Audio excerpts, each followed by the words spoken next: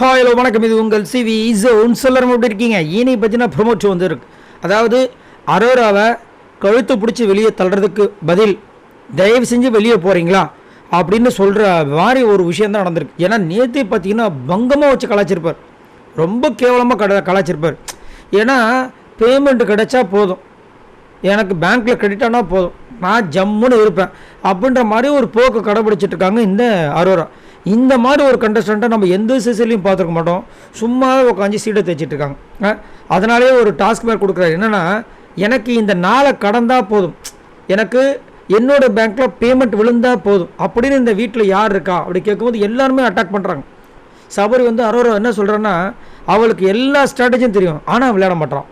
Correct தானே? ஏன்னா எல்லாரை பற்றியும் பேசிடுவாங்க. பாருங்களேன், நீங்கள் ஃபஸ்ட்டு ஸ்டார்டிங்கே எல்லாரை பற்றியும் கவனிப்பாங்க. நம்ம ஒரு பங்கமான சம்பவம் பண்ணுவோம்னு பார்த்தா அதோட அவ்வளோதான். சுபிக்ஷா என்ன சொல்கிறாங்கன்னா, அரோராவை நாம் ஏதாவது ஹர்ட் ஆகிடுவோன்னு சொல்லிட்டு அவள் சைலண்ட்டாக இருக்கா அப்படின்ற மாதிரி சொல்கிறாங்க. அமித் என்ன சொல்கிறாருன்னா, சின்ன சின்ன விஷயத்தில் காட்டுற ஆர்வம் டாஸ்கில் இல்லை. அப்படின்னா என்ன அர்த்தம்? துஷார்கிட்ட காட்டுற ஆர்வம் டாஸ்கில் இல்லை. ஏன்னா அவங்க ஆர்வம் காட்டின ஒரே ஒரு விஷயம் துஷார்கிட்ட மட்டும்தான். அப்படி இருந்தால் எப்படி அவங்க பிக் பாஸ்ல ஷேன் ஆக முடியும்? இவங்க காட்டின ஆர்வத்தால் அவர் ஆர்வக்குளராகி வெளியே வந்துட்டார்.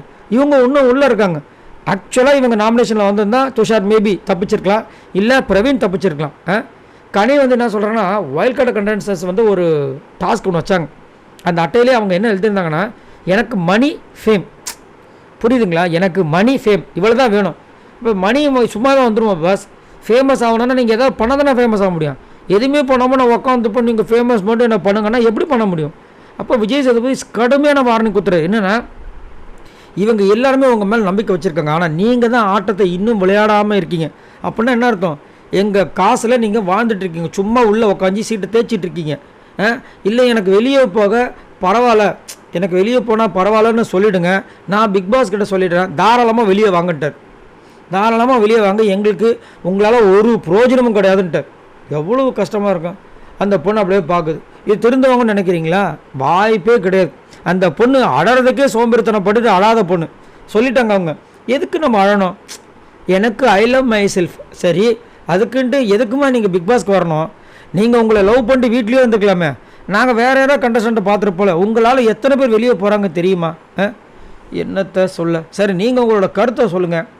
பிக் பாஸ் இவ்வளோ தூரம், அதாவது பிக் பாஸும் சொல்லாத குறையாத, ஏன்னா இது வரைக்கும் அவர் இந்த மாதிரி சொன்னதில்லை.